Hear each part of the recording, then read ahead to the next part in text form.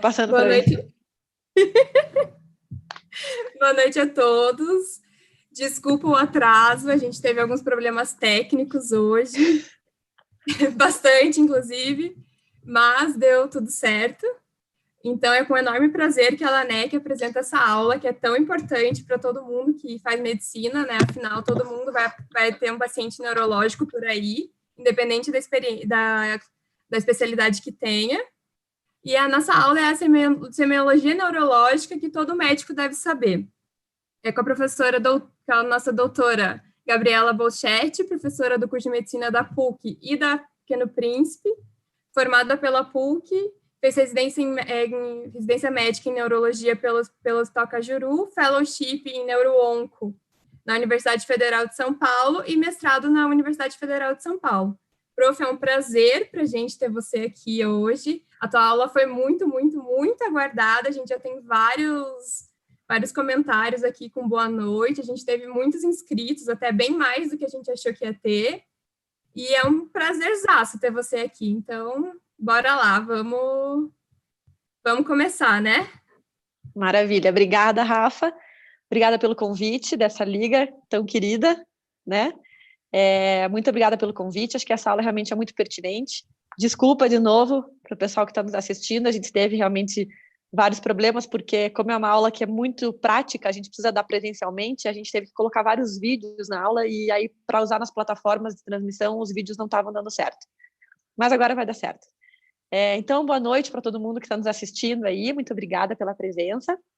Tomara que a gente possa ajudar um pouquinho aí vocês a simplificarem e a organizarem o exame neurológico na cabecinha de vocês, tá bom? Então, assim, gente, a Rafa vai passando os slides para mim. Então, assim, quando a gente fala semiologia, a palavra semiologia, ela significa estudo dos sinais. Em neurologia, essa palavra ela ganha um sentido literal muito forte, porque é realmente isso que a gente faz durante a anamnese e durante o exame físico neurológico. A gente procura pistas e sinais que vão nos ajudar a construir o nosso raciocínio clínico naquele momento de suspeição ali do nosso paciente. Então, obviamente, a anamnese tem que ser muito bem feita e muito detalhada e direcionada para o que você está querendo saber. E aí entra a parte do exame físico neurológico. E o exame físico neurológico é outros 500. Por quê? Porque a gente divide o exame neurológico em dois tipos. O exame de triagem e o exame segmentar. O que é o exame segmentar? É o exame detalhado em neuro. Então, é o exame bem esmiuçado de cada um dos aspectos que a gente vai falar hoje durante a aula. E é muito longo. Para cada aspecto que a gente vai falar hoje, a gente poderia fazer uma aula inteira só daquilo ali. Obviamente, o médico generalista, vocês como estudantes e como médicos generalistas e depois de outras especialidades, vocês não têm a obrigação de saber fazer esse exame segmentar porque não é do treinamento de vocês. Porém, como médicos generalistas e como qualquer outro especialista, vocês precisam saber fazer o exame neurológico de triagem. Mas por quê, professora? Por que eu preciso saber o exame neurológico de triagem se eu vou ser qualquer outra especialidade? Porque independentemente da especialidade que você venha a seguir, você vai se deparar com um paciente com uma possível queixa neurológica. Se você for dermatologista, você com certeza vai pegar alguém com déficit de sensibilidade. Se você for ortopedista, você um dia vai pegar alguém com um pé caído. Se você for cardiologista, você vai pegar um dia alguém com AVE pós-hipertensão. Ou seja, invariavelmente você vai pegar alguns pacientes que podem ter algum tipo de sintoma neurológico. E se você não sabe fazer o exame neurológico de triagem, você não vai identificar que há alguma coisa errada e não vai encaminhar para o especialista investigar de forma apropriada. É por isso que todo médico precisa saber fazer o exame neurológico de triagem. Pode tocar, Rafa. Aí entra o problema. Qual que é o problema? O exame neurológico é muito complexo, é muito longo e a gente se perde na hora de fazer. Então, a gente começa a fazer uma força aqui, de repente a gente vai, coloca o dedo aqui do nariz, agora veja o que você está enxergando e a gente se perde. E a gente deixa de testar passo a passo. Por isso é importante que a gente crie uma sistemática de exame neurológico para a gente não esquecer de nada e conseguir abordar todos os aspectos que a gente tem que fazer. Cada um tem a sua esquemática. Eu vou passar para vocês hoje aqui a minha esquemática, o jeito como eu organizo o exame neurológico de triagem para não esquecer de nada. Vários de vocês que estão assistindo aí já são meus alunos ou foram meus alunos e até já assistiram provavelmente essa minha aula aqui. Então sabem que eu faço um esquema da mãozinha. Então a gente vai usar a nossa mão para a gente lembrar de tudo que a gente tem que fazer no exame neurológico. A gente vai acompanhar os nossos dedos aqui para a gente nunca esquecer disso daí, certo? E esse exame neurológico, essa organização do exame neurológico, ela vai seguir a direção da cabeça para baixo. Pode passar, Rafa. Então, o exame vai seguir da cabeça para baixo, seguindo os 5 dedos da minha mão para a gente não esquecer de ponto nenhum. Vamos começar, então, com o nosso primeiro dedo. Para o nosso primeiro dedo, que a gente vai começar lá na cabeça, pode passar, Rafa. A gente vai pensar no que a gente chama de estado de consciência. Então, esse meu primeiro dedo da mão, eu vou chamar aqui de estado de consciência. Mas aí, vejam, estado de consciência é o nome que eu vou dizer para várias coisas que eu quero abordar. Pode passar, Rafa. Quando eu falar de estado de consciência, eu estou falando de nível de consciência, mas de outras coisas também. Então, vamos por partes. Nível de consciência, pessoal, a gente costuma ouvir muito a escala de Glasgow, né? A escala de Glasgow é uma escala usada no trauma, certo? Para a gente ver como é que está o nível de consciência em paciente vítima de trauma. Não tem muito sentido você colocar num paciente que esteja no consultório, no ambulatório, Glasgow 15, né? Não tem muito sentido usar Glasgow ali. Então, como que a gente descreve esse nível de consciência? Literalmente assim, descrevendo. Você vai colocar paciente vigil, alerta, colaborativo, ou não. Confuso, agitado, agressivo, sonolento, fala letárgica.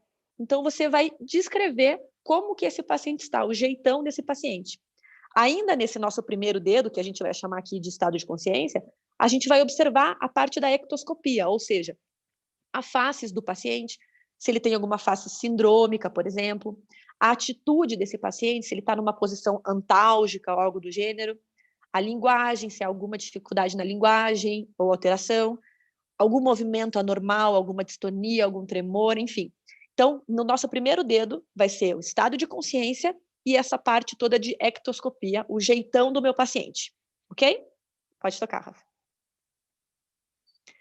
Maravilha, fizemos o primeiro dedo, vamos para o segundo dedo. Nosso segundo dedo são os nossos nervos cranianos, pode passar. Como vocês sabem, nós temos 12 pares de nervos cranianos. Pode rodar, Rafa. 12 pares de nervos cranianos. Ai, meu Deus, mas eu vou ter que testar os 12? Vai. Por quê? Porque os nervos cranianos, 10 deles pelo menos, eles têm o seu núcleo num lugarzinho chamado tronco encefálico, que nada mais, que não é nada mais, nada menos do que a estrutura mais importante do nosso sistema nervoso central. Portanto, sim, a gente precisa testar os nervos cranianos, porque o fato do paciente não conseguir mover a língua adequadamente, ou ele está com um desvio do olhar, pode mostrar para você uma lesão na estrutura mais nobre do sistema nervoso, que é o tronco encefálico. Então, a gente precisa conhecer os testes básicos destes nervos, certo? Vamos passar rapidamente aí por eles, porque eles são importantes. Então, vamos tentar. Primeiro nervo, olfatório. Esse é um nervo que você não precisa testar no exame de triagem, tá? Você vai fazer uma pesquisa ativa do paciente, sente cheiro da comida predileta, sente cheiro de perfume e pronto. Se o paciente não tiver queixa direcionada a isso, relacionada com isso, a gente não precisa fazer o teste ali obrigatoriamente.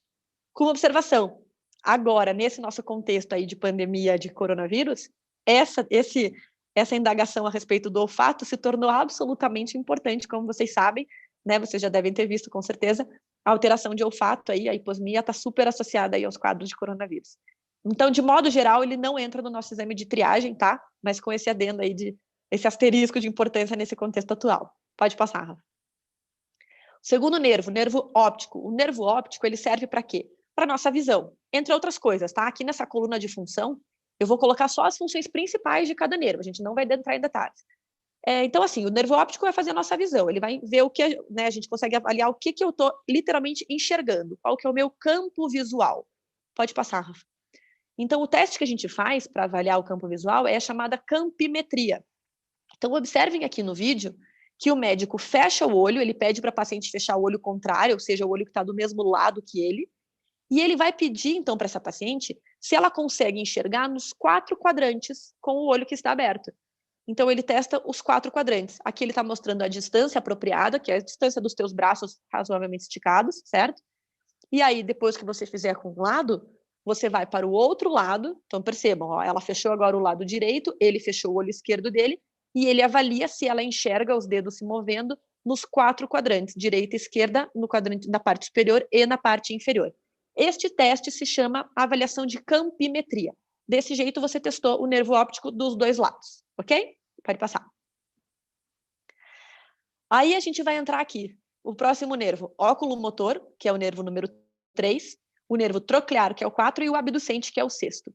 Esses 3 nervos, entre outras funções, como eu disse, eles são responsáveis pela mobilidade do nosso olho, então a movimentação extrínseca dos olhos, ou seja, literalmente, olhar para os lados, para cima, para baixo e para as diagonais.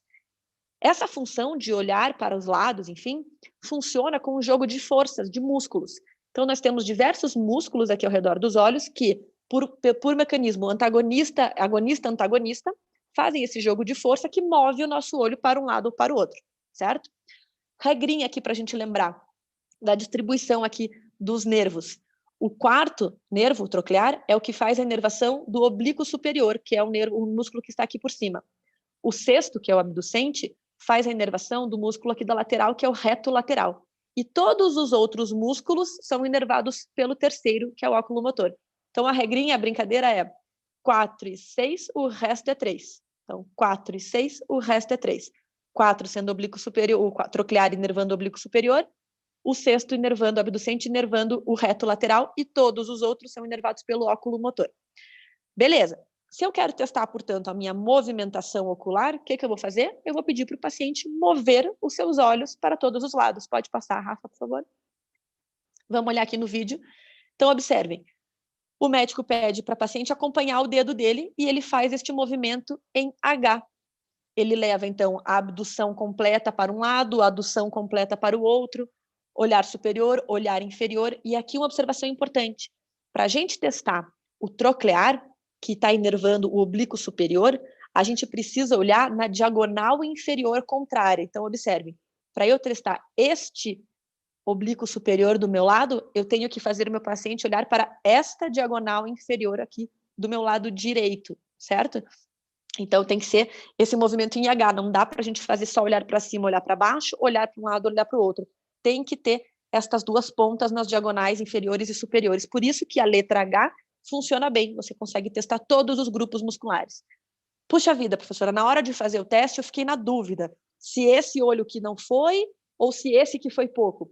Separe. Se você teve dúvida, se houve algum movimento que não foi simétrico, que não foi conjugado ali dos olhos, separe os olhos, feche um, faça todos os movimentos para você identificar qual é o músculo que não funcionou. Este músculo é inervado por qual nervo? E aí você identifica qual que foi a sua lesão, certo? Pode passar, Rafa. Então, a gente fez o 3º, o 4º e o 6º, e eu tinha pulado o 5º, que é o nervo trigêmeo, o nosso 5º nervo. O nervo trigêmeo, entre outras coisas, ele faz a sensibilidade da nossa face e a inervação motora dos músculos da mastigação. Então, a gente pode testar esse trigêmeo das duas formas. Testando a sensibilidade nas 3 partes aqui da nossa face, né? Porque ele se divide em 3 raízes. Então, você testa de um lado, sente aqui, é igual desse lado? Sente aqui, é igual em cima, é igual embaixo. Então, além de você comparar direita com esquerda, você também precisa comparar as regiões se estão com o mesmo tipo de sensibilidade, o mesmo grau de sensibilidade. E o outro jeito mais fácil de testar o nervo trigêmeo no exame rápido de triagem é testar a parte motora, que envolve a musculatura mastigatória, então masseter, temporal e os pterigoides. Então, um bom jeito de testar é você colocar a sua mão embaixo do queixo do paciente, pedir para ele fazer uma força para abrir o queixo, assim, ó. Esse movimento aqui, quem faz são esses pterigoides aqui embaixo. Quando há algum tipo de lesão, vai haver o desvio da boca. Então, você está testando a parte motora do nervo trigêmeo, ok? Pode passar, Rafa. 7º nervo, nervo facial. O nervo facial é responsável pela nossa mímica facial e também componente de gustação. Mas, como eu disse, a gente vai focar aqui na função principal de cada um. Mímica facial, coisa mais fácil da gente testar, né? Como que a gente faz isso? Pede para o paciente fazer careta. Então, primeira coisa que você vai observar, você vai pedir para o teu paciente, enrugue a testa para cima, dessa forma. Sorri bem forte, enche as bochechas de ar. E aí você aperta para ver se a bochecha consegue manter a sustentação, certo? Por que testar o nervo facial é particularmente importante para vocês, médicos generalistas e médicos plantonistas? Porque é na hora que você testa o nervo facial que você consegue diferenciar uma paralisia facial periférica de uma paralisia facial central, que é causada por um acidente vascular, por exemplo, um AVE, certo? Qual que vai ser a diferença? A diferença é que a paralisia periférica, ela pega toda a hemiface, ou seja, quando o paciente fizer assim com a testa, ele não vai enrugar a parte superior da testa. E a paralisia facial central, ela vai se restringir ao quadrante inferior.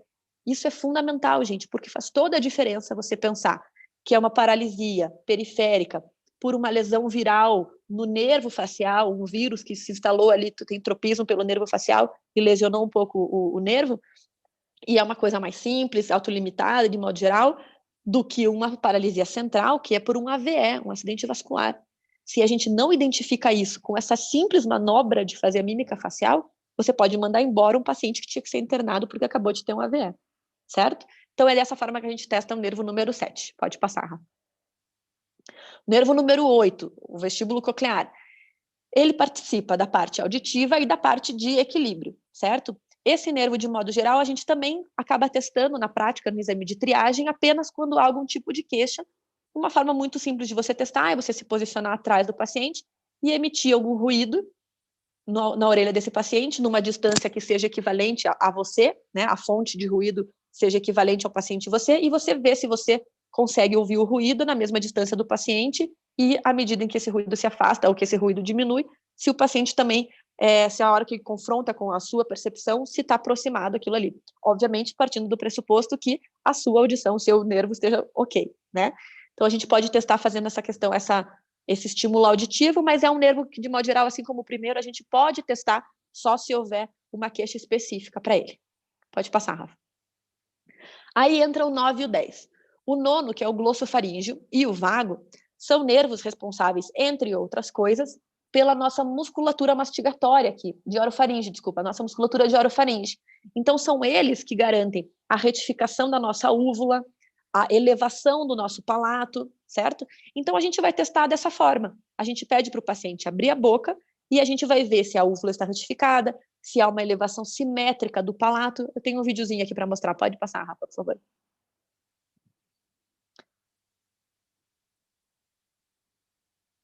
Então, observem, ó, ali a gente está conseguindo ver o palato e a úvula.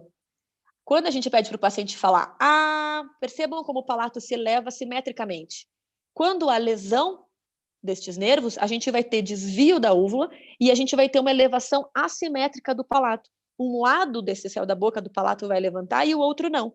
Isso se chama sinal da cortina, certo? E pode ser o único sinal que você encontre de uma lesão, por exemplo, de tronco encefálico. Eu já contei essa história algumas vezes para os meus alunos. Quando eu era residente ainda, tivemos um paciente no hospital que chegou um idoso com um quadro clínico esquisito, ninguém conseguia definir muito bem o que ele tinha, não tinha nenhum déficit motor evidente, enfim. Já tinham feito uma tomografia que não mostrava nada, e quando nós fomos examinar, a única alteração que ele tinha era um sinal da cortina, uma elevação assimétrica de palato. E aí, pensando no que eu disse no começo, que esses nervos cranianos têm seus núcleos no tronco encefálico, nós pensamos que ele tinha tido um AVE em tronco encefálico, motivo pelo qual não foi evidente na tomografia, porque a tomo não é boa para ver as estruturas de fossa posterior. Portanto, fizemos a ressonância e lá na ressonância a gente conseguiu ver um AVE bem caprichoso ali no tronco encefálico, certo? Então, tem que pedir para o paciente abrir a boca, tem que olhar se a úvula está retinha e tem que olhar se o palato se levanta de forma uniforme. Já está testado esses dois nervos. Pode passar, Rafa. 11º nervo, nervo acessório, vai fazer a inervação do nosso esternocleido e do trapézio. Como que a gente vai fazer esse teste? Pedindo para o paciente erguer os braços e nós vamos colocar a força para ver se a gente consegue abaixar esse ombro dele. Dessa forma, a gente está testando o trapézio. E a gente pode testar também o esternocleido, pedindo para o paciente fazer força contrária aqui à nossa mão no pescoço. Então, a gente coloca a mão sobre o pescoço do paciente, da face, e pede para ele fazer a força contrária. A gente está testando esses dois grupos musculares aqui, estamos testando o nervo acessório. Pode passar.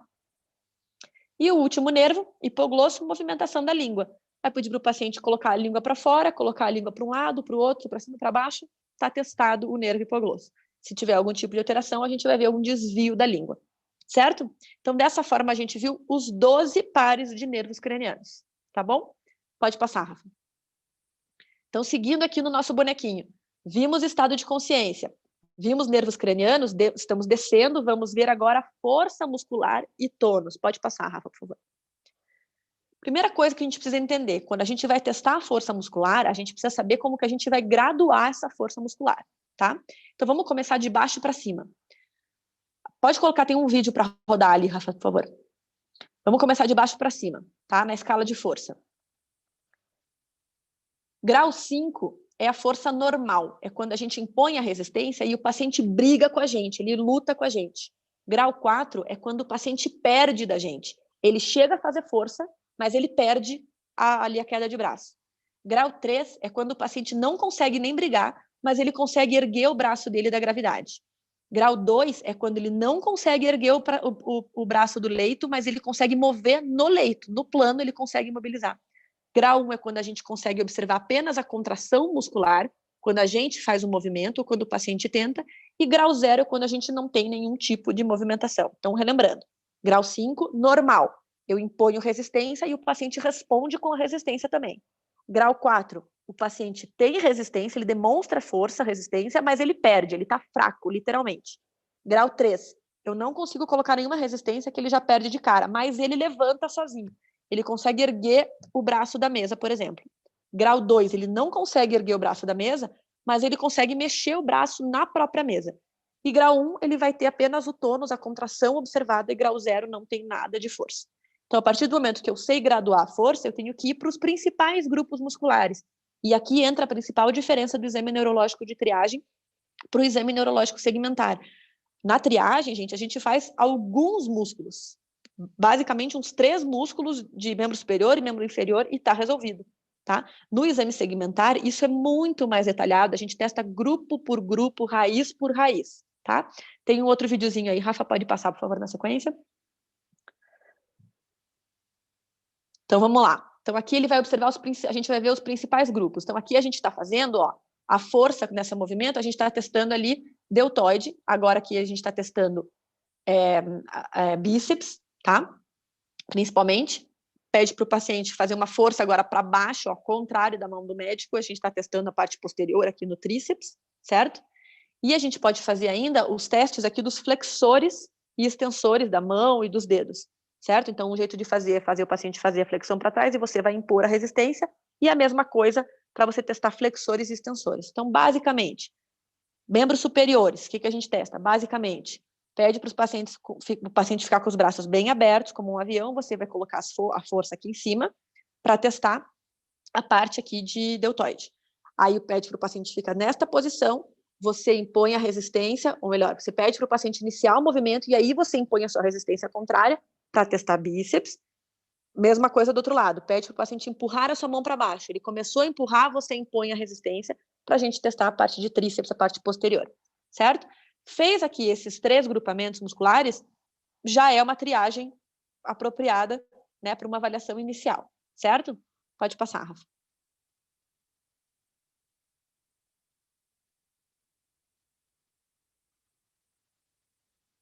Agora, membros inferiores. Observem o que ele está fazendo. Ele está pedindo para ela fazer a flexão sobre o próprio corpo. Então, empurrar o joelho dela em direção ao abdômen dela. Ele está testando essa parte superior. Esse teste pode ser feito com o paciente sentado, é até mais fácil. Nessa parte do vídeo, ele vai pedir para a paciente fazer uma força contrária à mão dele, empurrar a mão dele para baixo, como se ela fosse empurrar a perna dela sobre a mesa, tá? Aqui ele está testando adutores e abdutores. Então, ele está pedindo para a paciente abrir e fechar as pernas para testar a adução e a abdução, tá? E eu ainda posso pedir para o paciente fazer um movimento como se ele fosse chutar a minha mão e aí eu imponho a resistência sobre ele, certo? Então, basicamente, para facilitar um pouco para vocês, aqui eu não consigo demonstrar, então fica um pouco mais difícil, por isso que eu coloquei os vídeos. Mas, enfim, com o paciente sentado na maca, você posiciona a sua mão aqui no quadríceps do paciente, um pouco acima do joelho dele, e aí você pede para o paciente erguer o joelho dele. Erga o joelho, erga a coxa, tire a coxa do assento. Quando ele erguer a coxa do assento, você impõe a sua resistência. Depois você desce a sua mão lá para a canela do paciente. Pede para o paciente, chute a minha mão, como se você fosse esticar a sua perna. Tente esticar a perna e você impõe a resistência. E a mesma coisa da parte posterior. Coloca a tua mão atrás, ali, como se fosse no calcanhar de Aquiles. Pede para o paciente puxar a perna para trás e aí você vai impor a resistência. Uma coisa muito importante para quando a gente vai testar a força. Você sempre estabiliza a articulação proximal. Então, se eu vou testar um grupamento muscular, você vai estabilizar a articulação anterior a este grupamento muscular e você vai impor a sua resistência após o início do movimento do paciente. Então, não adianta eu ficar fazendo força para o paciente e falar, empurra agora. Não dá. Ele vai perder de você. Então, você diz para ele, comece o movimento e aí você impõe a tua resistência para você sentir qual que é a resistência que ele está efetivamente conseguindo aplicar ali no seu movimento. Certo? Então, dessa forma, a gente testou os principais grupos musculares de membros superiores e de membros inferiores. Pode passar, Rafa. Fizemos estado de consciência, fizemos nervos cranianos, fizemos a força muscular, vamos agora para os reflexos. Pode passar. Mesma coisa, para a gente testar reflexo, a gente precisa conhecer a graduação dos nossos reflexos, certo? Diferentemente da força, o grau normal de reflexo é o grau 2.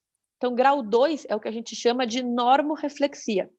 Quando nós temos esses reflexos diminuídos, nós temos grau 1, chamado de hiporreflexia. E quando não temos reflexos nenhum, nós temos arreflexia, ou grau 0. Quando temos um reflexo aumentado, chamamos de grau 3, hiperreflexia.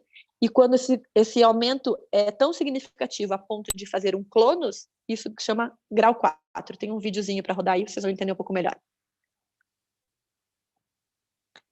Então, observe. No grau 0, a gente faz a batida para testar o reflexo e a gente não tem reflexo nenhum. Grau 1, o que ele fez aqui? Ele tentou distrair a paciente com essa manobra para a gente conseguir pegar o reflexo que talvez estivesse muito baixo. Grau 2, reflexo normal. Grau 3, o paciente faz o reflexo de uma forma bem evidente. E o 4 aqui, o clonus. No vídeo acho que não está muito legal para vocês verem, mas vamos por partes. Primeira coisa, para a gente testar o clonus, a gente tem que fazer uma hiperextensão forçada deste membro. Então, a gente faz uma hiperextensão forçada e o paciente vai rebater, ele vai ficar fazendo assim, ó.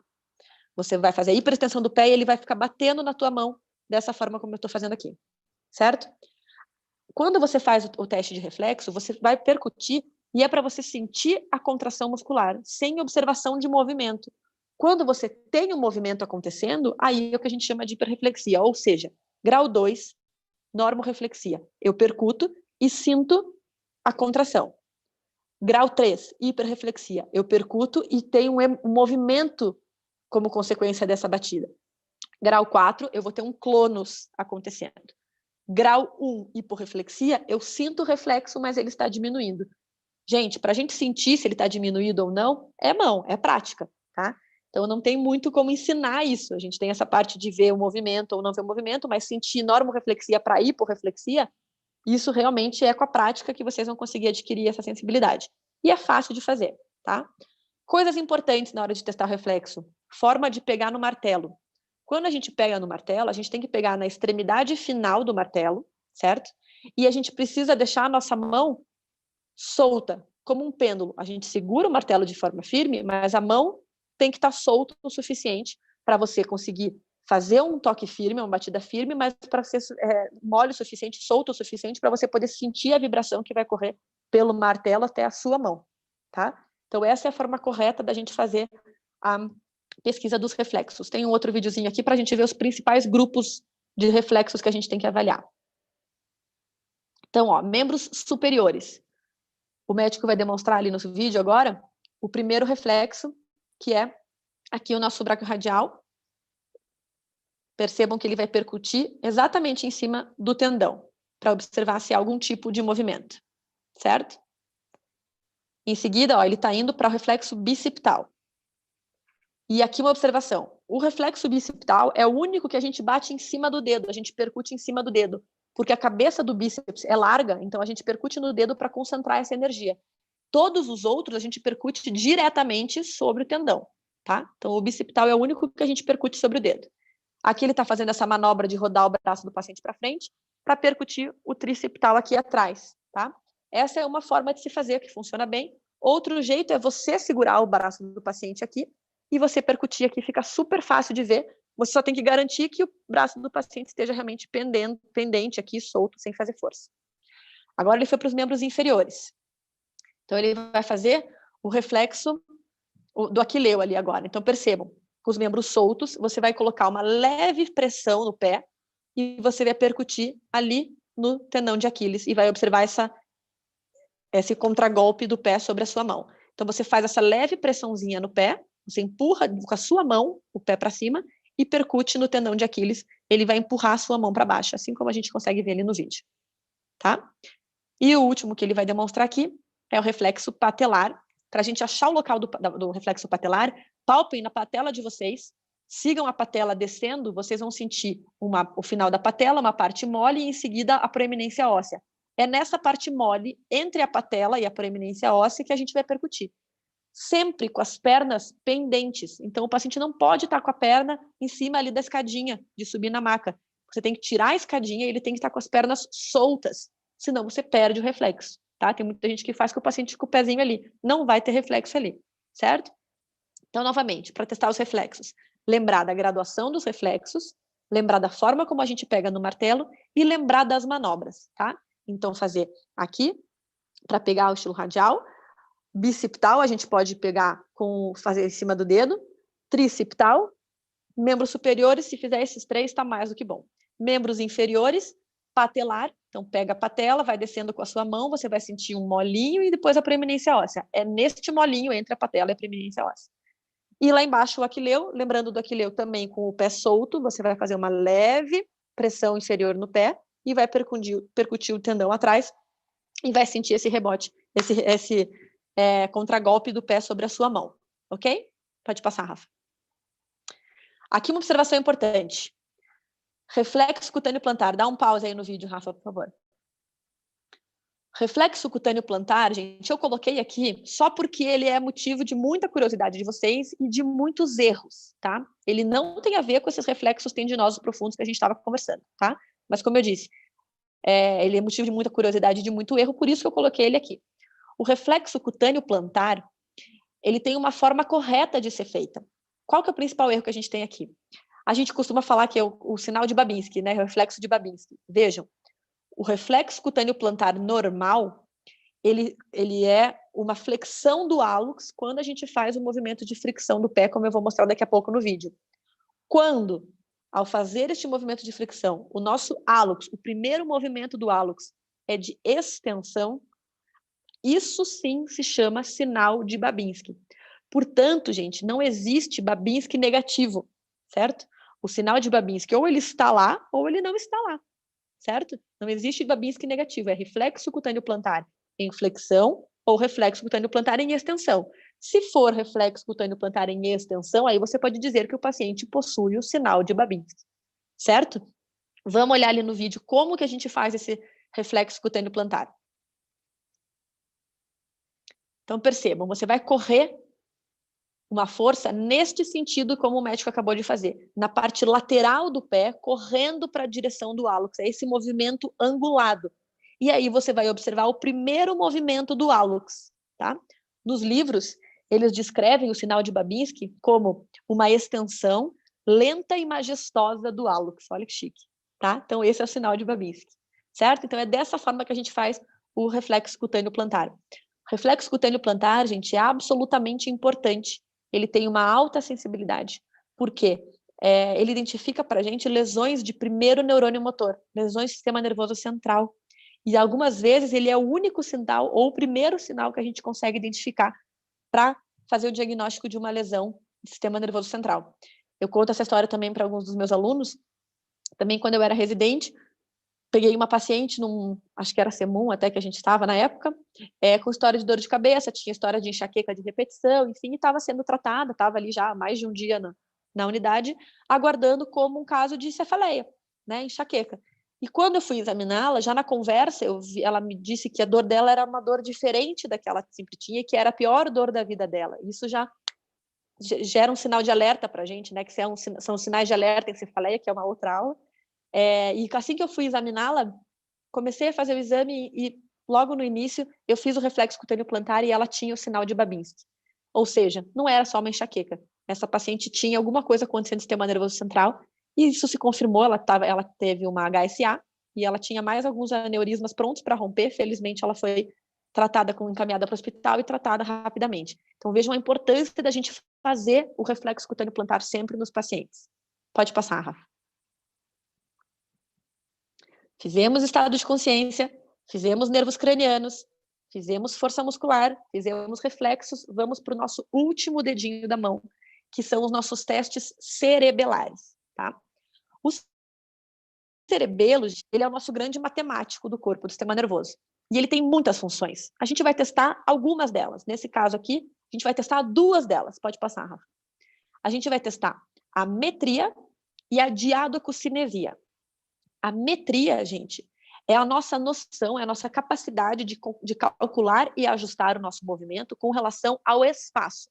Então, metria é esse ajuste fino com relação ao espaço. Como que a gente testa a metria? A gente pede para o paciente colocar a ponta do dedo dele no nariz dele, e aí a gente coloca um anteparo, que será o meu outro dedo aqui. E aí eu peço para o paciente, tire o dedo do seu nariz e traga o seu dedo na ponta do meu dedo. E ele vai fazer esse movimento aqui. Volte para o nariz, volte para o meu dedo. E você pode sensibilizar até mudando de local esse teu alvo aqui, sem problema nenhum. O que eu estou testando? A habilidade cerebelar de fazer a conta de quanto que ele tem que mover o braço para que ele nem passe do alvo e nem erre o alvo. Então, quando o paciente tem este cálculo acontecendo de forma adequada, esse paciente tem eumetria. Quando isso está com alguma alteração, o paciente procura o nariz antes de tocar, ou ele procura o teu dedo antes de tocar, isso se chamaria dismetria, certo? Então, é esse ajuste, esse cálculo no espaço. E aí vem o outro que tem um nome bonito, que é a diadococinesia. A diadococinesia é o nosso ajuste, é o nosso cálculo com relação ao tempo. Então, é a nossa habilidade de manter movimentos repetidos e uniformes em uma cadência, certo? Então, você vai impor um ritmo para esse paciente de tempo, né? E você vai pedir para esse paciente fazer um movimento ritmado seguindo essa cadência. Como que a gente testa isso? Geralmente pedindo para o paciente fazer isso aqui, ó. Bata as suas mãos, virando palma para cima, palma para baixo, seguindo um ritmo que você vai impor para o paciente. Então, você pede para ele fazer isso aqui. Tu, tu, tu, tu. E a mesma coisa depois com o outro lado. Pode testar as 2 mãos juntas, e aí quando você perceber que há alguma incoordenação, você vai esmiuçar isso daí. Se o paciente conseguir fazer isso coordenadamente, você diz que o paciente está com uma eudiadococinesia. Se o paciente está descoordenado, você diz que ele tem uma disdiadococinesia, certo? Aqui é importante, uma coisa que eu sempre conto para os meus alunos quando eu estou explicando, fazendo essa aula para eles, é que nessas horas, né, o paciente geralmente fica olhando para você com uma cara assim, porque você fala para ele, coloca o dedo na ponta do nariz, coloca na ponta do meu dedo, bate agora a mãozinha para cima e para baixo. E aí ele começa a olhar para uma cara, por exemplo, dizendo, essa médica tá ficando louca, né? Tá de brincadeira comigo, vim aqui para ficar batendo palma. E aí nessa hora você explica para o paciente, você vê que ele está desconfiado e você explica, veja, eu estou testando se o senhor está com uma disdiadococinesia. E aí ele entende a importância disso, você explica para ele o que você está fazendo, para ele levar a sério ali o teste e não achar que você está brincando com ele, porque tem pacientes que realmente acabam se ofendendo um pouco, não entendendo por que dessas manobras, dessas posições que a gente faz, certo? Pode passar, Rafa. Então, pessoal, seguindo o nosso esquema, a gente fez nível de consciência descendo, nível de consciência, viemos para nervos cranianos, fizemos força, fizemos reflexos, e fizemos os testes cerebelares. Se você completar a sua mãozinha, você está de parabéns. E aí, o que vem aqui, o nosso positivo de parabéns? São os extras. O que são esses extras? São todas as coisas adicionais que você pode avaliar no teu exame de triagem, se for necessário. Por exemplo, avaliar a marcha desse paciente. Se é uma marcha anserina, se é uma marcha parkinsoniana, se é uma marcha escarvante, se é uma marcha talonante. Você pode avaliar o que tem de diferente na forma do caminhar desse meu paciente. Teste de Humberg é um outro teste importante para a gente fazer, e aqui uma observação importante. O teste de Humberg não é um teste cerebelar, tá? Muita gente acha que a gente está avaliando o cerebelo, a gente não está avaliando o cerebelo. O teste de Humberg, ele está avaliando a nossa coluna posterior de propriocepção. Por quê? Porque para a gente ficar de pé, ficar em equilíbrio, a gente precisa de um tripé, certo? Que é a nossa visão, que é os nossos sistemas de equilíbrio, ou seja, a parte auditiva e cerebelar, e a nossa parte de propriocepção, que é a nossa coluna posterior da medula. Ou seja, nós precisamos dessas 3 coisas funcionando, desse tripé, para conseguir ficar de pé adequadamente. No teste de Humberg, o que a gente faz? A gente pede para o paciente juntar os 2 pés bem juntinhos, e nessa hora é importante que você já esteja ali para proteger o paciente, porque tem paciente que só de reduzir a base, ele já cai. Então, você protege o paciente, pede para ele juntar os 2 pés bem grudadinhos um com o outro, com as mãos ao lado do corpo, e pede se ele está equilibrado assim. Tudo bem aí? Tudo bem. Aí você pede para o paciente fechar os olhos. O que a gente fez? A gente removeu desse tripé a visão. Então, eu estou partindo do pressuposto que o paciente tem a visão funcionando, a parte de equilíbrio funcionando e a parte de coluna posterior funcionando. Na hora que eu removo a visão, se a parte de equilíbrio, ou seja, orelha e cerebelo, se estiverem funcionando e a coluna posterior, o paciente fica de pé. Se um dos dois estiver com problema, o paciente vai cair ou vai ter o sinal positivo, né? Vai pender para um dos lados ali. Ou seja, quando a gente fala do teste de Humberg, muita gente acha que ele está avaliando o cerebelo, mas não está. Na realidade, ele te ajuda a identificar uma possível lesão de cerebelo, porque no momento que você vê que o paciente tem o teste de Humberg positivo, aí você vai avaliar se o problema dele era realmente na coluna posterior, na propriocepção, ou se tinha a ver com a parte de equilíbrio relacionada com o cerebelo, ou com a parte da orelha, da parte de equilíbrio da orelha, do labirinto, certo? Então, só lembrando dessa questão conceitual, o teste de Humberg não é cerebelar, certo?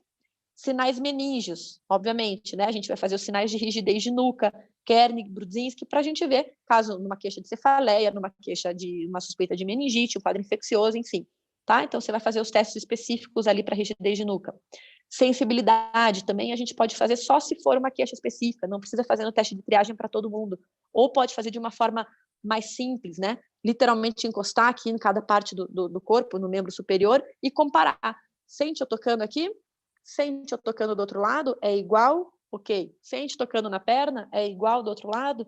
E pode fazer isso aqui, membro proximal e distal, membro superior e inferior, são 4 movimentos e você fez o teste de sensibilidade de triagem ali para ver se tem alguma alteração, tá?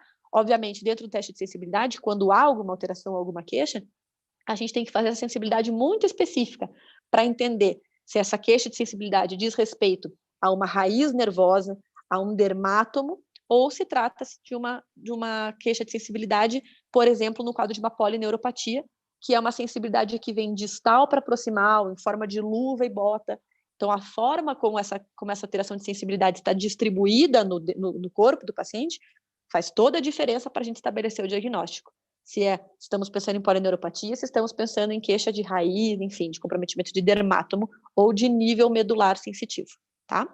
E os testes parkinsonianos, uma infinidade de testes que a gente tem aqui, né? Então, quando a gente já está testando o tônus ali do paciente, a gente acaba já vendo se há algum tipo de rigidez, se há algum tipo de resistência, de aumento ou diminuição de tônus. Você, obviamente, já vai observar tremor quando você fez lá a atoectoscopia, né? Se há algum tipo de tremor, se esse tremor é um tremor de repouso ou não, tá? Além disso, outras coisas que entram ali nos testes parkinsonianos, e também em testes demenciais, por exemplo, testes de desfrontalização, se a gente consegue pegar algum sinal de desfrontalização desse paciente, certo? E aí, gente, o céu é o limite. Aqui nos extras entram todas as coisas específicas ou mais esmiuçadas que você queira ou precise fazer para entender melhor o que está acontecendo com o teu paciente. Pode passar, Rafa. Então, para a gente recapitular bem rapidamente, lembrando, indo de cima para baixo, seguindo os meus dedinhos da mão para a gente não esquecer de nada. Primeiro dedinho, nível de consciência. Aqui eu vou ver como é que está o estado de consciência desse meu paciente, a ectoscopia, a face e o jeitão dele. Eu vou descrever exatamente como ele está. Para o médico que está recebendo esse paciente, que está recebendo o caso, ele entender o que ele espera quando ele for entrar no consultório. Se eu espero um paciente acamado, não colaborativo, não contactuante, ou se eu espero um paciente que esteja sentado, conversando, sem dor, certo? Então, você vai descrever isso daí, tá? Então, primeiro dedinho, nível de consciência. Toda essa parte aqui que envolve parte que a gente colocou aqui como nível de consciência, mas que aborda outras coisas. Segundo, viemos para a face, nervos cranianos. E aí, lembrar dos nossos 12 nervos. Primeiro, olfatório, que a gente não precisa testar. Segundo, óptico, nós vamos testar com a campimetria. 3, 4 e 6, vamos testar com o nosso campo visual, musculatura ocular extrínseca. 5, vamos testar com a sensibilidade ou com o movimento aqui da boca. 7º, mímica facial. 8º, com a queixa com o estímulo auditivo, por exemplo. 9º e 10º, com a abertura da boca, observação da úvula e do palato. 11, 11º, com elevação de trapézio e força de esternocleido. 12º, língua para fora, para um lado, para o outro, para cima e para baixo. Testamos os 12 nervos. Maravilha. Vamos para o terceiro dedo, força. Lembrando ali das manobras de força que a gente viu, membros superiores. Pede para o paciente ficar na posição de avião, impõe a resistência para testar a parte aqui de deltoide. Pede para o paciente colocar os 2 braços na frente, puxe o braço dele para ele mesmo, estou testando o bíceps, empurre o braço para frente, estou testando o tríceps. Lembrando que nós temos ainda todos os extensores e a parte da mão, mas que na triagem a gente até pode relevar um pouquinho. Fomos para membros inferiores. O paciente sentado, você coloca a sua mão aqui no quadríceps, logo acima do joelho, pede para o paciente tirar a coxa da cadeira. Ergueu a coxa da cadeira, você impõe a resistência. Coloca a sua mão lá na canela do paciente, pede para o paciente empurrar a perna para frente como se fosse dar um chute e pede para o paciente puxar a perna para trás como se ele fosse recolher para baixo da cadeira. Testamos aí 3 manobras para membro superior, 3 manobras para membro inferior, testamos a nossa força. Quarto dedinho, reflexos, pegar no martelo de forma adequada, lembrar de estar com os membros, tanto dos braços quanto das pernas, sempre soltos e livres, e aí nós vamos testar aqui no braço, vamos testar aqui braquiorradial, vamos testar biciptal, que é o único que a gente percute sobre o dedo, e com o braço pendente assim, o médico segura o braço, a gente testa o tricipital. Membros inferiores, patelar e o aquileu, certo?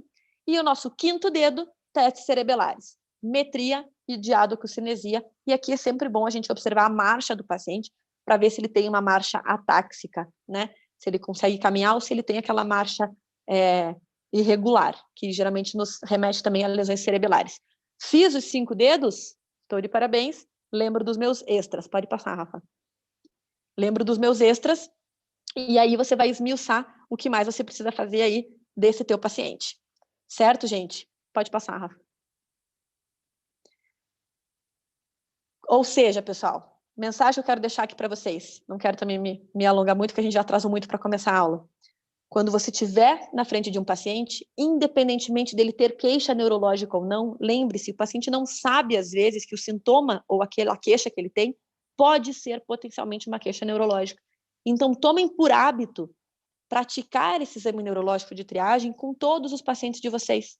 Assim como a gente faz a ausculta cardíaca em todo mundo, a ausculta pulmonar em todo mundo, palpação de linfonodos em todo mundo, criem por hábito fazer esse examezinho de triagem aqui. Ele é muito rápido. Na aula presencial, eu geralmente paro esse momento da aula, peço para alguém cronometrar e eu faço esse exame em alguém. E geralmente a gente não leva mais do que 2 minutos para fazer isso daqui, tá? Eu sei que olhando assim parece muita informação, mas se vocês recapitularem a aula, forem devagarinho passando ponto por ponto, vocês vão ver que a gente consegue fazer isso de forma muito rápida e esquemática, sem pular nenhuma etapa, sem pular nenhum item, sem esquecer o que a gente tinha que fazer, porque a gente vai acompanhando da cabeça para baixo, nível de consciência, nervos, força, reflexos cerebelares. Parabéns, pode ir para os extras. Então, tá de frente de um paciente, pare, lembre da mãozinha da neurologia, lembre do meu esqueminha da mão aqui, pare, pode passar, Rafa. Pare e lembre-se de fazer todos os seus 5 dedinhos. Fiz os meus 5 dedinhos? Pode passar, Rafa.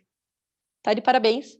Pode liberar esse teu paciente com tranquilidade, porque você fez o exame neurológico de triagem, você não identificou nenhuma alteração gritante, então esse paciente provavelmente não tem nenhuma queixa. E o contrário é verdadeiro. Fez o teu teste de triagem, você pode identificar alguma alteração que pode vir a salvar a vida desse paciente. Por quê?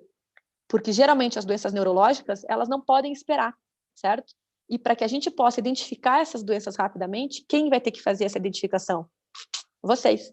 Quando o paciente chega para mim, já está tarde, ele já sabe que ele está com um problema neurológico, ele já demorou muito tempo, o problema já se tornou evidente, então são vocês, médicos generalistas ou especialistas da área que forem, que devem fazer esse exame neurológico de triagem para identificar uma possível alteração e encaminhar para o especialista para que ele possa fazer a investigação e que a gente possa dar o tratamento desse paciente o quanto antes, de forma mais eficiente possível. Certo, gente? Se a gente fizer esse esqueminha dos dedinhos aqui, a gente passa por tudo e não esquece de nada das coisas mais importantes aqui, tá? Lembrando, pessoal, esse aqui é um exame de triagem super rápido e super esquemático. Tem várias coisas aqui que a gente não abordou, tá? Por exemplo, eu nem cheguei a falar com vocês ali na hora que eu falei do segundo nervo, a avaliação de pupila, de reflexo pupilar, né?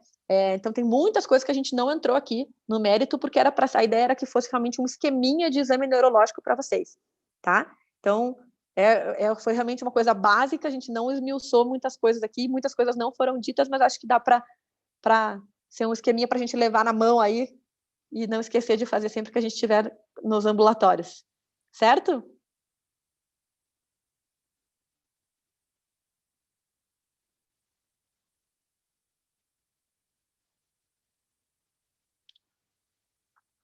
Prof, queria muito agradecer por essa aula maravilhosa. A gente só teve elogios ali no chat. Tiveram algumas perguntas, mas a gente vai responder depois. A gente já combinou que vão ser respondidas pelo Instagram da Liga mesmo.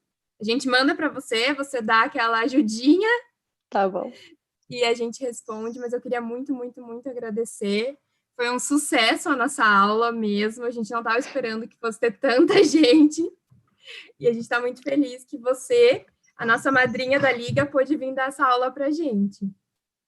Prazer foi todo meu. Desculpa novamente, gente, pelo atraso, mas o prazer foi todo meu de dar essa aula para vocês. Eu gosto de dar essa aula para vocês presencialmente, porque eu gosto de mostrar como a gente faz as manobras, e eu uso vocês para fazer isso. Quem já assistiu essa minha aula em outras oportunidades sabe que eu faço esse teatro ali com vocês.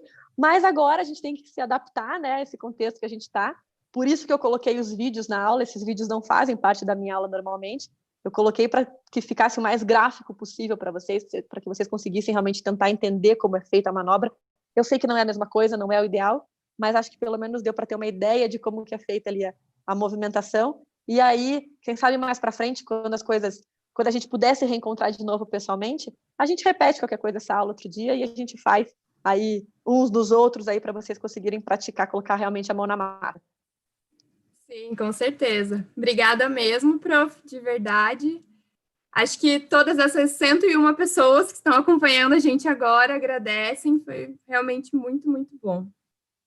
E pode ir lá dar mamar agora, que o seu nenê deve estar bem doidinho de fome já. Gente, eu tô com uma nenê recém-nascida em casa. E a gente Mas ela tá comportadinha aí, tá esperando. Ela tá bem comportadinha mesmo. A gente ainda vai fazer um sorteio, mas se você quiser sair, não fique preocupando. Tá bom? Então tá Muito bom, gente. obrigada mesmo.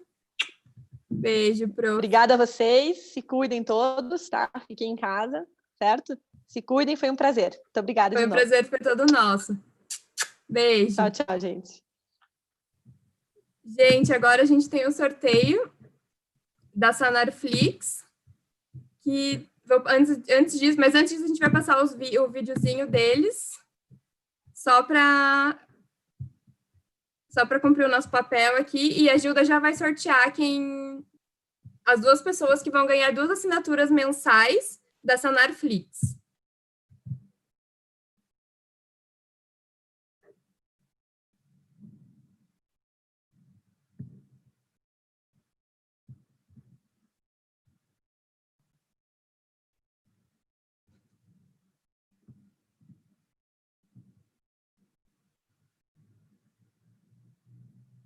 Enquanto carrega, não se esqueçam de assinar a presença, que está aqui embaixo na descrição do vídeo. Tem os materiais da Sanarflix também, que foram disponibilizados por eles, se vocês quiserem. É sobre nervos cranianos, é bem interessante. E essa aula vai ficar gravada aqui no canal da LANEC, então se você perdeu algum pedaço ou alguma coisa assim, você vai poder continuar assistindo. Gente, não sei o que está acontecendo com esse vídeo. Vamos lá, que hoje o dia está ótimo. Agora sim.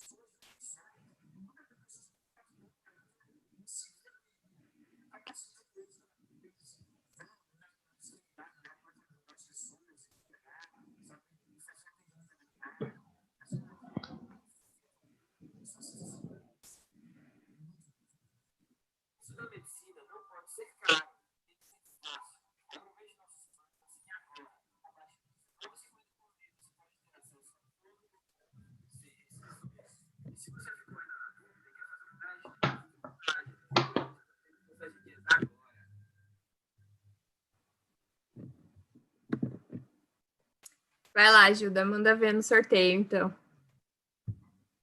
Compartilhou a tela comigo? Pode compartilhar. Aqui. Vamos lá, então, gente. Lembrando que vão ser 2 pessoas sorteadas, tá? Além disso, todo mundo que se inscreveu tem 15 dias, então fiquem à vontade para aproveitar. Os números sorteados foram 66 e 102.